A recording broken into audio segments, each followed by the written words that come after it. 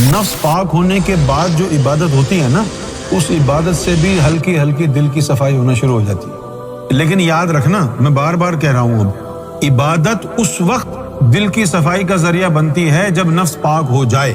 اگر ناپاک نفس سے عبادت کر رہا ہے تو ایسا ہی ہے جیسے بغیر وضو نماز پڑھنا مکروہ ہے نا، مکروہ ہے، یا گندے کپڑوں کے ساتھ نماز پڑھنا مکروہ ہے، اسی طریقے سے ناپاک نفس کے ساتھ عبادت کرنا وہ مکروہ ہے، اور اس کا بجائے فائدہ ہونے کے نقصان ہے۔ نفس پاک نہیں ہے، دل بیدار نہیں ہے، تو مسجد میں کھڑا ہو کے نماز پڑھا 5 وقت کی، تیری نماز اللہ تک پہنچی نہیں۔ لا صلاۃ الا بحضور القلب، اللہ کی نظر میں تو نمازی ہے ہی نہیں۔ دنیا کے اندر نمازی مشہور ہو گیا، سب تیری عزت کر رہے ہیں، تیری تعظیم کر رہے ہیں، اس تعظیم سے تیرا نفس اور متکبر ہو گیا، تیرا بیڑا غرق ہو گیا۔ ایسے ہی لوگوں کے لیے قرآن مجید نے کہا ہے فَوَيْلٌ لِّلْمُصَلِّينَ الَّذِينَ هُمْ عَنْ صَلَاتِهِمْ سَاهُونَ،